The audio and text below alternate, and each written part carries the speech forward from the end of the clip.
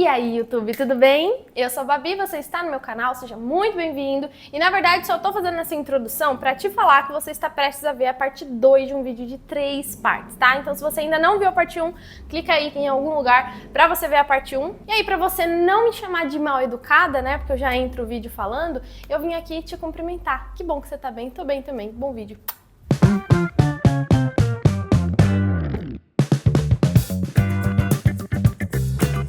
E essa é a primeira parte da história em que eu comecei a ter relacionamento com a Bíblia. De repente, em alguns meses de pandemia, eu já tinha entendido, a Bíblia é real. Noé realmente colocou tudo aquilo de bicho dentro de uma arca e houve o dilúvio. Moisés realmente abriu o mar. Sabe essas histórias que a gente ouve sempre? De repente, elas começaram a ser para mim fatos históricos porque eu criei em tudo ali.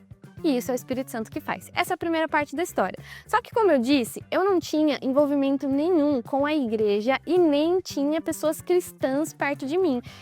Tudo que eu estava descobrindo sobre a Bíblia era o Espírito Santo e o YouTube que me falavam. Não tinha pessoas ali ao meu redor e também eu não tinha sido convencida do pecado, tá?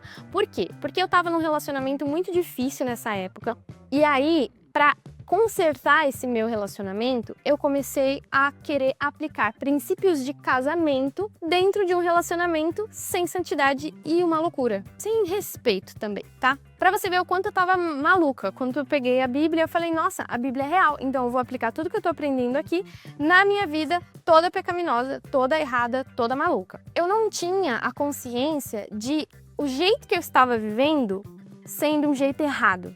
Eu não tinha essa consciência. Eu achava que estava tudo bem, porque a vida inteira eu fui programada para quando eu tivesse um namorado, ia ter relação. A vida inteira eu fui programada para tentar viver uma vida da maneira mais segura possível, para não ser trouxa, para não ser feita de capacho por ninguém e tudo mais. Conceitos que, se a gente pegar biblicamente, na verdade, Deus, ele se entregou por nós, né? Então, ele entregou a vida por nós. E eu não tinha isso, eu não achava nem que eu estava errada. É aí que vem o segundo elemento dessa história. Um desses dias de pandemia, estava eu e este meu ex-relacionamento assistindo um filme. E que filme vamos escolher? Não sei, vamos ver o filme que estava ali na modinha da época, que era esse tal desse filme, O Poço. Se você é uma pessoa sensível, não assiste, tá?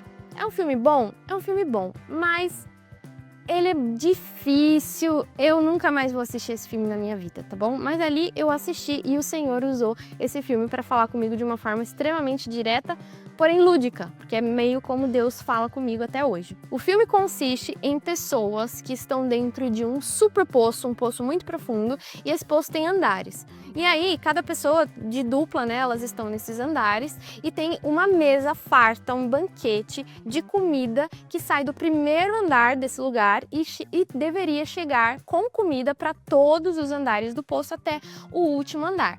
Porém, as pessoas dos andares de cima, elas comiam tudo. Então, as dos andares de baixo, elas passavam fome. E eles iam trocando de andares às vezes. E aí é um filme que mostra muito sobre o egoísmo do ser humano, né? Como as pessoas, elas só pensam em si mesmas. E como elas estão realmente dispostas a cometer atrocidades pelo benefício próprio delas, né? Então é um filme, assim, bem chocante. Tem muita morte, tem muitas coisas pesadas, assim. Eu não sou o tipo de pessoa que assiste esse tipo de coisa, mas ali eu estava assistindo e me revoltei. Falei, nossa, eles brigando por comida. Se eu estivesse lá, eu faria jejum, eu morreria de inanição, mas eu jamais mataria alguém por comida, eu jamais faria isso, eu jamais que não sei o que, não sei o que. E me achando a santa, né? A quarta pessoa da Trindade que jamais faria alguma coisa daquele tipo. Corta para! Assim que a gente terminou de assistir esse filme, fomos pra cozinha e tinha um pedaço de pizza na geladeira, tá? Ai, que vergonha. E aí, eu falei pra esse meu relacionamento: vamos comer rápido, antes que meus pais acordem e nós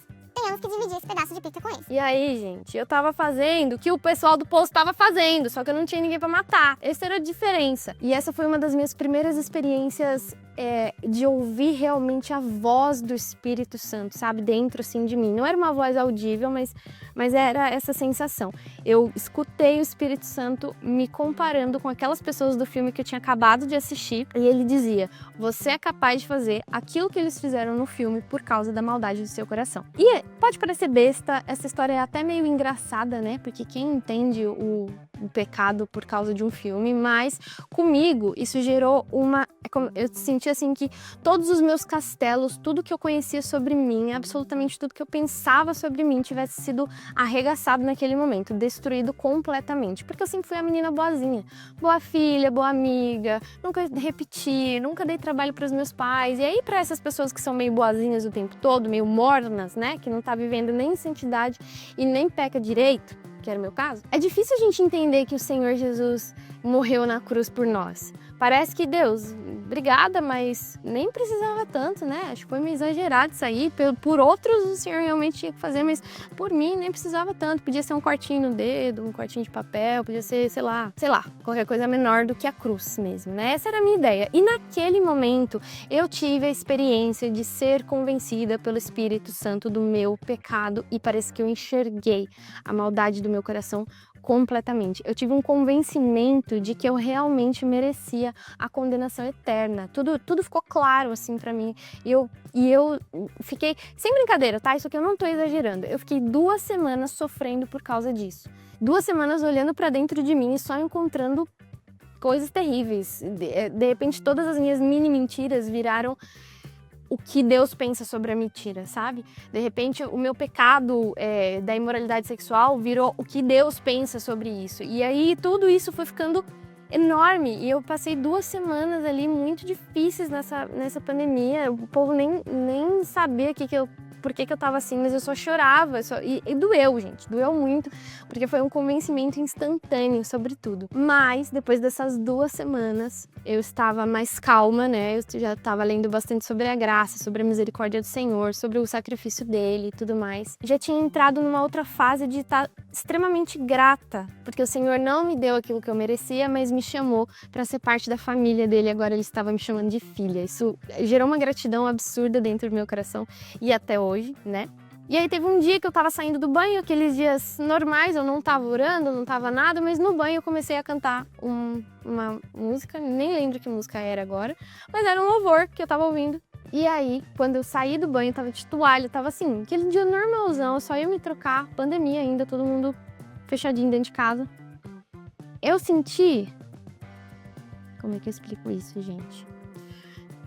Eu saí do meu banheiro, que era dentro do meu quarto, e eu senti a presença do Senhor e parecia que ela preenchia cada cantinho ali do quarto. Parecia que a presença de Deus, ela estava ao meu redor, mas ela estava debaixo da cama, ela estava nas quinas, ela estava dentro das coisas, ela estava tomando absolutamente todo aquele lugar. E aí eu senti o Espírito Santo me direcionando a fazer uma oração de entrega. E eu entreguei tudo. Eu lembro que eu falei, Senhor, eu entendi o que o Senhor fez por mim e agora eu posso perder absolutamente tudo, eu só não posso perder você. Então eu fui falando, eu posso perder minha saúde, eu posso perder minha aparência, eu posso perder pessoas, e aí eu fui dizendo nomes de pessoas importantes pra mim, pessoas da minha família, pessoas que eu amava muito, e me declarando pra Jesus, falando, eu posso perder todos eles, eu só não posso perder você. A minha vida é sua, faz dela o que o Senhor quiser. E foi uma experiência muito forte, eu chorava loucamente e aconteceu no meu quarto sem nada, sem ninguém, sem igreja, sem pastor, dentro de uma pandemia. E eu fiz a minha oração de conversão nesse dia, nesse contexto. E essa foi a segunda parte da história. Para! Eu avisei que teria uma parte 3, né? Então, sem pressa, curte, comenta, deixa aí o seu comentário, fala o que você tá achando da história, compartilha o seu testemunho com Jesus na paz, na tranquilidade, envia esse vídeo para quem você acha que vai gostar de um testemunho igual ao meu, e aí eu te espero na parte 3.